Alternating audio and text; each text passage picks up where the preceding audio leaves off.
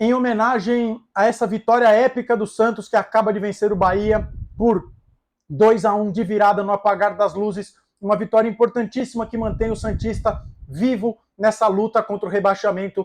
O canal Filho de Peixe vai quebrar todo o protocolo, vai quebrar o script e vai começar esse jogo de análise pós-jogo de Santos 2, Bahia 1 pela 24ª rodada, com agradecimento em homenagem a Marcelo Fernandes, o popular presuntinho. Nada melhor do que um lanche de presunto para celebrar esta vitória épica do Santos. Então, Marcelo Fernandes, se um dia te critiquei, peço desculpas, você pode ter colocado o seu nome na história do Santos. Então, homenagem a você, Marcelo Fernandes, que conseguiu essa vitória heróica. Aqui vai um lanche de presunto para você.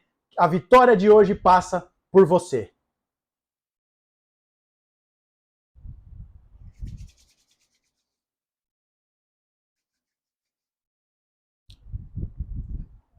Peço desculpas pela palhaçada, mas bem-vindos a mais um vídeo aqui do canal Filho de Peixe. Me desculpem mesmo, mas eu prometi para um amigo e eu fiquei hoje pensando o que eu poderia fazer se o Santos ganhasse esse jogo, e ganhou de uma forma heróica, e eu fiz isso, uma brincadeira, claro, respeitosa, porque o que o Santos acabou de fazer é heróico. Foi absolutamente gigantesco. Foi uma partida, foi uma vitória do tamanho dessa camisa aqui. Eu sempre me confundo com o símbolo. Hoje esse vídeo vai ser, eu não respondo por mim por esse vídeo, mas o Santista precisava desse banho de alegria, dessa dose extra de esperança.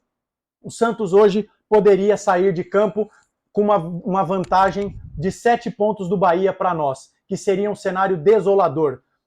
Mesmo que o Santos não tivesse jogado nada, seria ruim, porque ficaríamos a 7 pontos de um rival direto nessa luta contra o rebaixamento, mas seria ainda pior, seria uma dose extra de tragédia se o Santos perdesse esse jogo pela forma como jogou.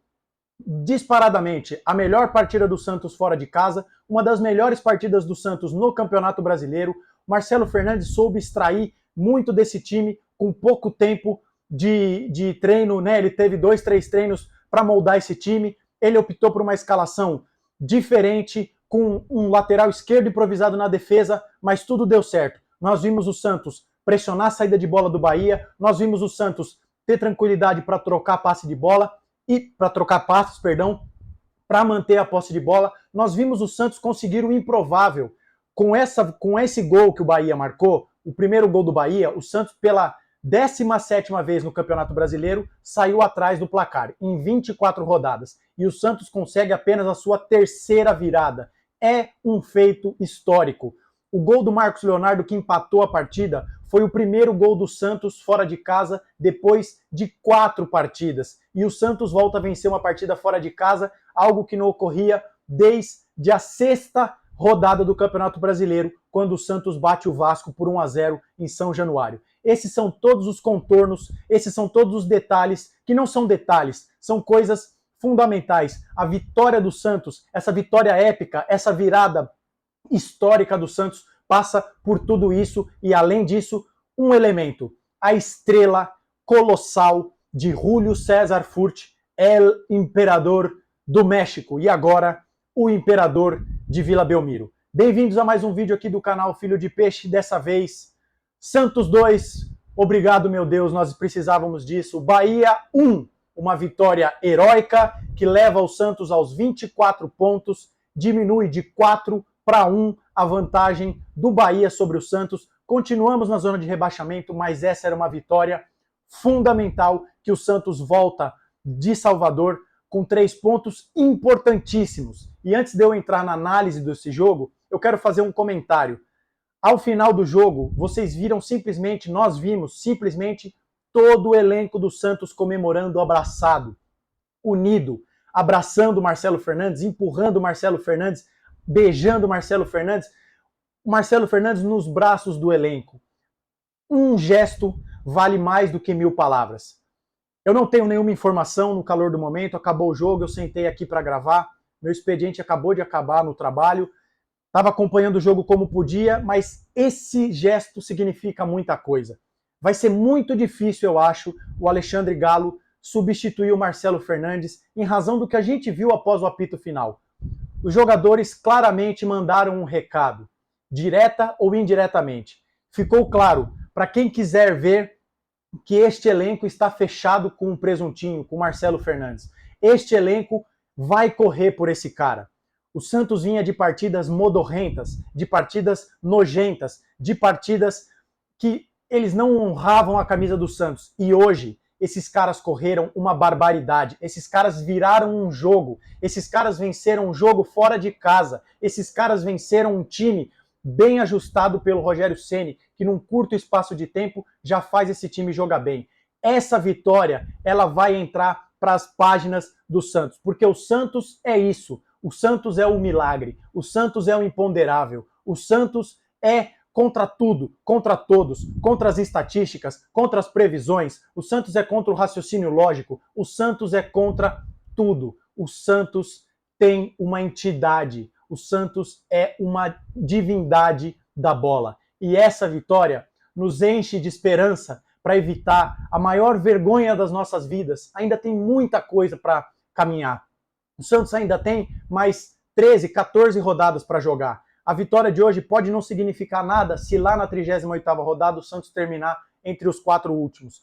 Mas esse é um sopro de esperança que nos enche de vontade de não largar desse time em nenhum momento. O Santos vinha de uma paulada dentro de casa contra o Cruzeiro, estava devendo isso para o seu torcedor, estava devendo isso para o jornalista, para o produtor de conteúdo, para as pessoas que pagam sócio, que atravessam a cidade, que sobem a serra, descem a serra para ver esse time jogar. E hoje nós tivemos uma demonstração do que é jogar no Santos, do que é vestir essa camisa do Santos, do que é jogar no time do Pelé, do que é jogar num time que nunca em sua história caiu para a Série B. E hoje estão todos de parabéns.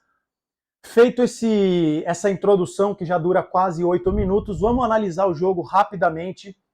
Eu separei aqui diversas coisas. O Santos começou super bem no primeiro tempo, mordendo o Bahia. Não era exatamente uma pressão alta, sufocando o Bahia, mas o Santos geograficamente estava mais postado ofensivamente. Não era aquele time passivo que esperava lá atrás. E isso fez com que o Bahia perdesse algumas bolas nas primeiras jogadas, porque o Santos estava mais bem colocado no campo e, vez ou outra, por conta dessa pressão, o Bahia estourava uma bola e aí o Santos conseguia na segunda bola pegar e até contra-atacar o Bahia. Contra-ataque esse que estava bem engatilhado e o Santos perdeu algumas chances, mas antes do contra-ataque ser uma arma do Santos, o Santos começa o primeiro tempo em cima, ligado nos 220, pressionando o Bahia, com 3, 4 minutos já tinha tido gol perdido, bola na trave, jogada concluída ali que faltou um caprichinho. Então o Santos começou o jogo de uma forma que o seu torcedor não via há muito tempo.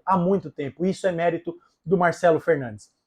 A partir dos 20 minutos do primeiro tempo, o Bahia equilibra o jogo, o Santos arrefece o nível de pressão, que é normal, jogando fora de casa, nesse calor tremendo que está no Brasil e sobretudo no Nordeste. O Bahia entra no jogo e aí o Santos começa ali a correr um pouco mais de perigo, né? Alguns destaques desse primeiro tempo: Jean Lucas e Soteldo dando a tônica do time do Santos e o Kevson. Que partida interessante desse garoto que foi colocado numa fogueira. Um garoto de 19 anos que, poucos minutos no profissional, entra ali como uma aposta, como uma solução para a ala esquerda e justificou essa escalação. Se o Dodô já não tem tanta força para chegar à linha de fundo, hoje o Kevson pode ter carimbado a sua vaga no time titular. Interessantíssima válvula de escape pelo lado esquerdo. Muitas jogadas ele botava na frente, na explosão, na juventude e ganhava do Gilberto. Uma excelente opção de desafogo, o Kevson, pela esquerda. Mas o Santos desce para o intervalo sem ter feito o gol e o torcedor ficou um pouco receoso, porque quando teve a chance o Santos não conseguiu matar, o que era preocupante. Se desenhava ali aquele jogo, jogamos como nunca, perdemos como sempre. O Santos volta para o segundo tempo com o mesmo time e aí a tônica do jogo se inverte. O Bahia começa mordendo até por jogar dentro de casa e ter a chance de ganhar do Santos e matar praticamente um adversário nessa luta contra o rebaixamento, e o Santos estava ali mais assistindo do que jogando. E o Bahia inverte a estratégia. Se no primeiro tempo eles jogaram em cima do Lucas Braga e do Joaquim, o Rogério inverte e começa a centralizar o jogo com o Ademir e com o Gilberto em cima do Dodô e do Kevson. E é por ali que sai o gol do Bahia aos 14 do segundo tempo, numa jogada que se desenha pelo lado direito, a bola vai parar do lado esquerdo, o Camilo Cândido, que nós falamos dele, dissemos aqui no pré-jogo, que era um dos destaques do Bahia, acerta um chute de rara felicidade e faz o gol aos 14 minutos. E aí o torcedor santista se via ali aflito, todos nós com o coração na mão, vendo naquele momento o Bahia abrir 7 pontos de vantagem. O Marcelo Fernandes faz algumas trocas, o Lucas Lima cansa, o Soteldo cansa também, o Júnior Caissara entra no lugar, se eu não me engano, do próprio Kevson, e aí o Lucas Braga vem ajudar o Dodô do lado esquerdo, mas o Santos, no seu pior momento do jogo, conseguiu empatar aos 30. Mérito também do Marcelo Fernandes, que no pior momento do Santos na partida, tirou um coelho da cartola. Se tá difícil, se tá complicado, você tem que ter um artifício extra. E esse artifício foi a jogada ensaiada. Eu não me lembro qual foi a última vez que o Santos Futebol Clube fez um gol de jogada ensaiada. O Soteldo cobra uma falta no segundo pau, uma falta aberta, o Joaquim testa para dentro e o Marcos Leonardo faz um gol para calar os críticos. Marcos Leonardo é um atacante que tem média de meio gol por jogo. Ele é decisivo, ele cala os críticos e hoje empatou. Fez um gol importantíssimo, um gol gigantesco do Marcos Leonardo. E aí o jogo virou aquela trocação, o Santos até no final, comentei aqui com meu pai em casa, acho, né, que o Marcelo Fernandes talvez tenha feito uma leitura um pouco equivocada, porque o Santos no final do jogo estava se defendendo e tinha um contra-ataque. E quando entra o Furt, eu até comentei com meu pai, falei, poxa, poderia ter tentado o Morelos, o Silveira, né, até mesmo deixar o Soteldo, porque o Santos precisava de um contra-ataque. Como é que o Furt vai puxar um contra-ataque com seu 1,93 m, se eu não me engano, que é a altura do Furt? Mas estava escrito nas estrelas, gente. Aos 51 minutos do segundo tempo, mais uma assistência do Joaquim, numa cobrança de escanteio, a bola sobra. E quando a gente diz que se não der na sorte, se não der na raça, vai ter lá de cima alguém olhando por nós, o Furt, milimetricamente, em condição de jogo, o pezinho salvador do Tassiano deixou o Furt em condição legal, e o El Imperador, Júlio César Furt, que já havia feito um gol mágico, um gol inexplicável, contra o Grêmio na Vila Belmiro, naquele lance em que a bola faz uma curva que desafia as leis da física, Furt mata no peito e chuta de canhota e põe um sorriso na nação santista. O Santos vira o jogo e vence uma final de campeonato de forma épica, com o coração, com a chuteira, com o coração na ponta da chuteira, jogando por milhões de torcedores que estavam aflitos e que sabiam a importância desse jogo. O Santos vira, ganha fora de casa, com contornos épicos, com um gol heróico de Júlio César Furt para orgulhar o maior de todos, Edson Arantes do Nascimento, o nosso eterno Rei Pelé. Uma vitória épica do Santos que teve postura, que teve padrão tático. Nós vimos um time compacto, nós vimos um time com postura, nós vimos um time que não largou do jogo, nós vimos um time que não se acomodou e não se acovardou, porque no segundo tempo tem uma hora que o Canu tenta arrumar uma briga com o Soteldo, o Rincon vai lá, peita o cara e botou respeito, botou ordem na casa. Porque chega que esse jogo tenha sido uma página, um ponto de inflexão, um ponto de virada, para que daqui em diante os nossos adversários passem a respeitar o Santos, que passem a olhar para o Santos como o Santos merece, como o Santos exige. O maior clube da história do futebol mundial. Vitória épica do Santos, que nos dá sobrevida, que nos dá esperança, e agora teremos cerca de 12 dias até o jogo contra o Vasco no dia 1º de outubro, que a gente espera que o STJD acate o recurso do Santos para que o Santos possa jogar com torcida na Vila Belmiro.